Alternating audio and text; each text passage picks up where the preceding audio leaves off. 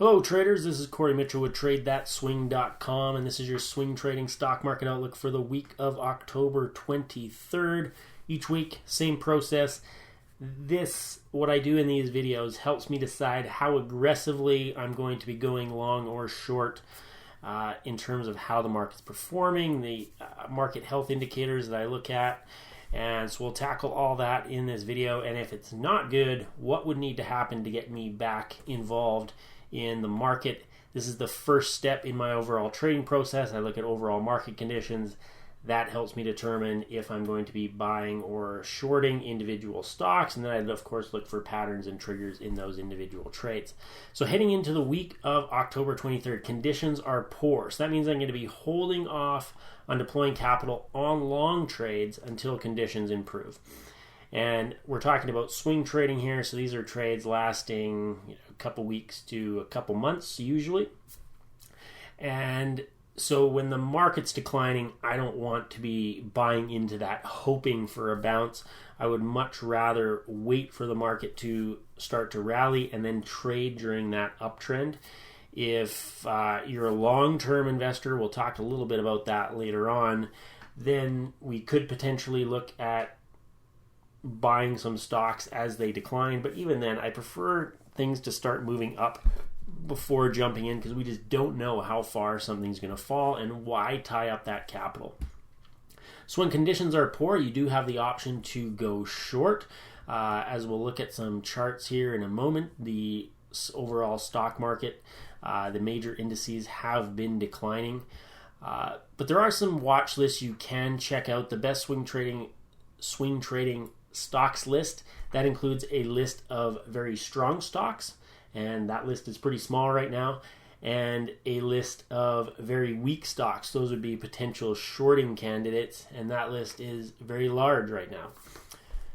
You can also check out best performing ETFs and best performing stocks for some other ideas.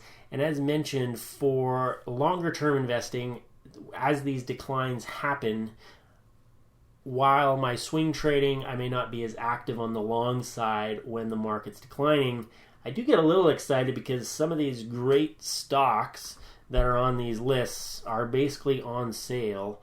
And once that market starts turning higher, I am an eager buyer for longer term positions as well. So let's get to some of the charts, and we can see what's going on here. So the NASDAQ 100, really strong uptrend into about August, and then we've started to see lower swing lows or lower swing highs.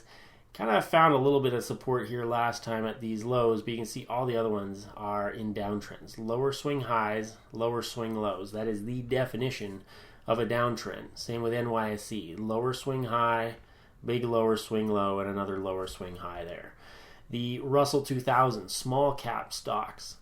Big downtrend going on, basically taking out the lows of the year. Canadian index, same thing. Right back to these prior lows for the year. So, whether we're hoping for a bounce or not, it's just not a good time to be jumping in. What we want to start to see is some of these higher swing highs, higher swing lows. So like what happened over here is you get the sell-offs, and then you start to see something like this. You get the pullback, and then you start to see this series of higher swing highs, like what was going on over here or over here. Higher swing highs, higher swing lows. So we want to see that shift from going down to going up. And so basically everything in a tough shape right now, except for Bitcoin, moving back up to the top of the range, still range bound, but this has been in a uptrend, a short-term one, longer term, and then I'd say over the medium term, the last several months were in this bigger range. So let's look at this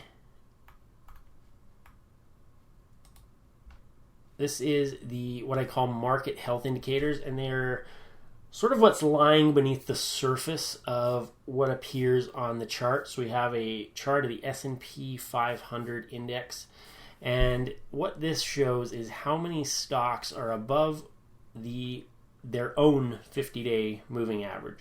So the blue line is all U.S. stocks. The red line is S&P 500 stocks.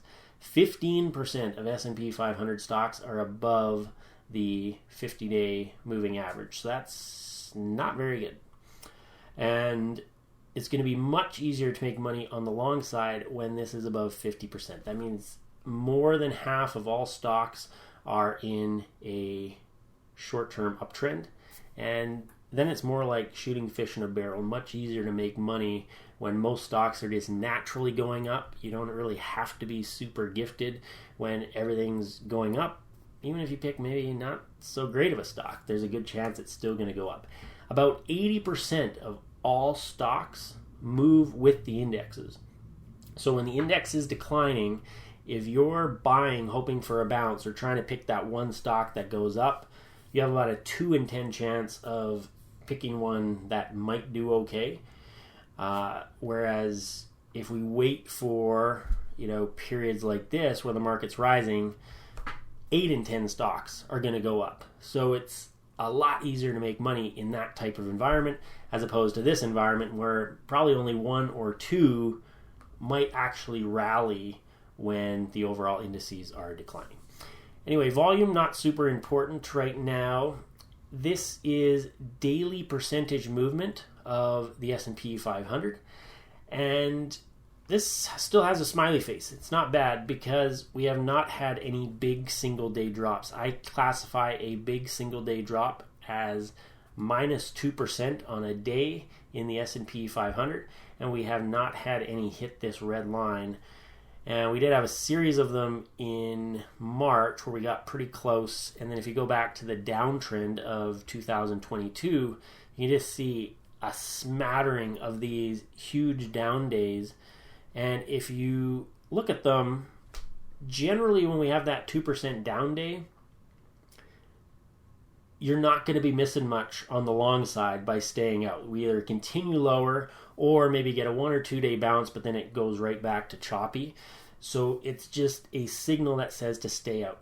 We have not had any of those. I do not view this as a predictive tool in the sense saying, because this is good, the market's going to turn around. I don't trade that way, but at least at the moment that we're not seeing any big down days, 2% or more drops, that at least says this is potentially just a minor correction so far, because we're not seeing this really big selling coming in, which results in these big capitulating declines. We haven't seen that yet, but that doesn't mean it couldn't happen Monday or Tuesday or Wednesday. It could, but at least for the moment, this is so far a pretty minor decline. We're about 8% off the high. That is a very common type pullback. It's not even, I wouldn't even consider it a significant pullback at this point. It's just a routine pullback. These things happen all the time while the markets trend higher and lower. So nothing major going on, and this kind of signifies that as well. But again, that could change, and if we keep dropping, then, well, it could become a bigger decline. But at the moment, there's no reason to buy into it. That's the point. And this is the advanced decline line. Number of advancing stocks minus declining stocks is a cumulative number, and it is also trending lower along with the S&P 500. So nothing positive there either. This is up volume divided by total volume. I talk about it every week, but no recent signals. I'm only looking for either 10% upside volume or 90% upside volume. Those haven't occurred lately. The ultimate indicator, how many quality setups there are and how trades have been working. But I haven't had any recent trades, and I haven't really been paying attention to any long setups, because almost going back to August is when I said don't be long. So we haven't had, it's been a long time since I've even been looking at long setups. So there's no information there, and basically we have all the information we need from what we've already discussed. Time to stay out. If that wasn't enough, then this should give you an indication of how things are doing out there. And yeah, this shows the tail of the tape. Nothing's doing good. Energy and communication services have held up okay.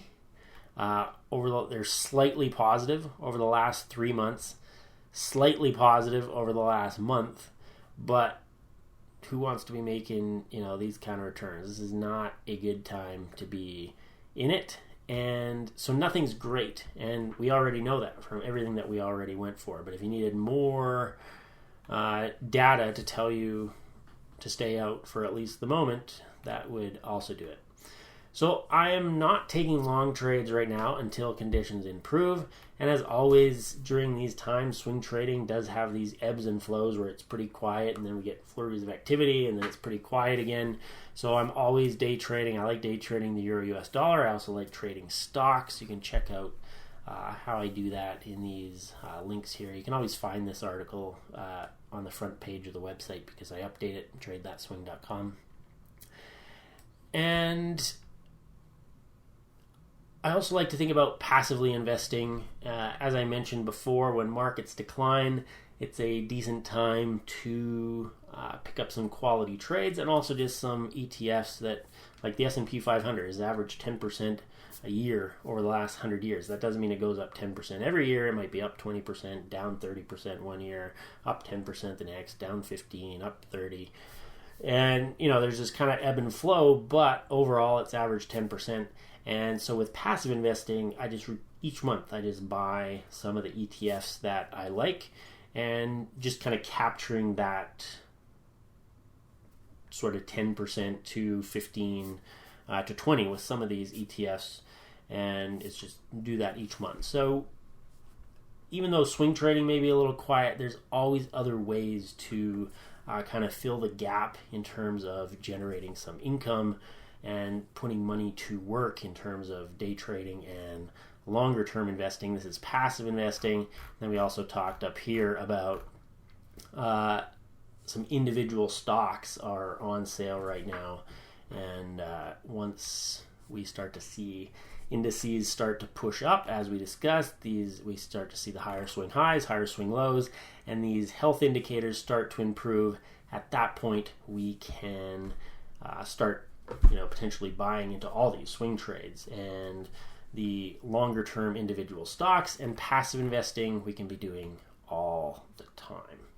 So that's your swing trading stock market outlook for the week of October 23rd. Have a great week out there.